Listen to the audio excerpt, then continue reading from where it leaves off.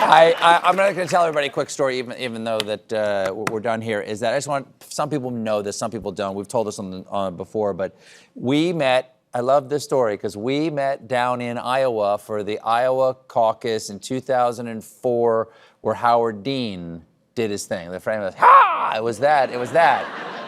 And I was there for a couple of days, 2-3 days. It was the first time that we, as the Daily Show, I was working for the Daily Show at the time, and we went down there to do multiple days in a single location to see what it was like to be on the press bus. And I got there, and when I was at LaGuardia to fly to Des Moines, I guess, the news came out that morning. I was flying there. I was supposed to go down there and spend 3 days on the bus, like a day and a half with John Kerry and a day and a half with Howard Dean.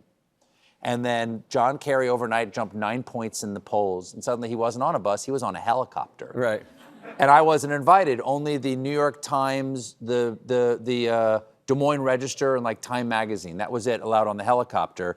And so I had 3 days with Howard Dean, and their campaign was an absolute free fall, and they wouldn't talk to me at all. Right. So things that you already know. So at the end, they're like, we'll get to you next week. I'm like, I'm not real. I leave. And so on the third day, they said, okay, you can have 10 minutes with them. I was supposed to have like a half-hour set. You can have 10 minutes with them. And I said, okay. So we're trying to figure out what the 10 minutes are. And they said, okay, you can have 3 questions with him. And I'm like, oh, what are the 3 questions? I've been there for 3 days, I got 3 questions. And then they say, you can have 1 question with him. It has to be in a hallway as he's walking by. You ask him the question, he'll stop to answer it, and we need to know what the question is ahead of time. And I said, you can see why he won. What could this possibly be? Yeah. And so I said, well, it's, we're in farm country. I said, what does the cow say? And they're like, okay, good.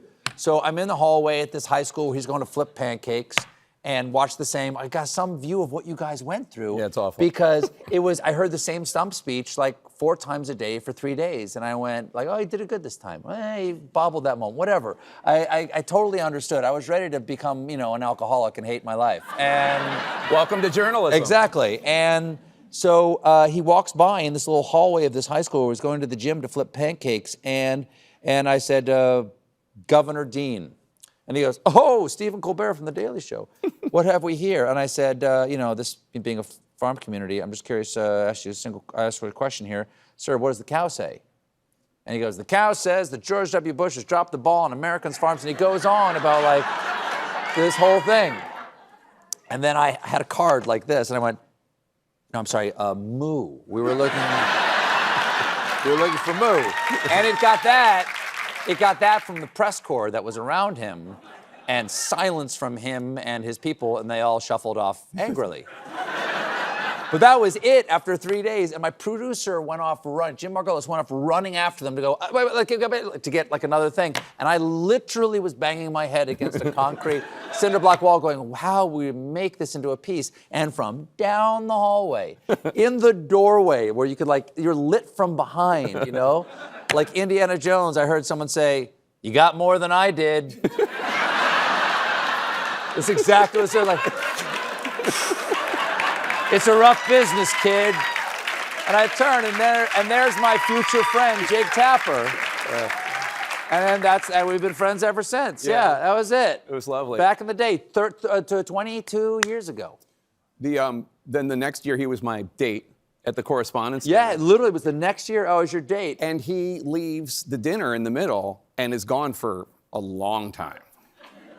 And you have to remember, he was, his character on The Daily Show was what would go on to be on Stephen Colbert, the Colbert Report, which was this, jackass, this conservative jackass. Well-intentioned, poorly informed, high-status idiot. Yes. Yeah. And he comes back and he says, I just agreed to a deal for my own show. And like an asshole, I say, can you do that character for a whole half hour?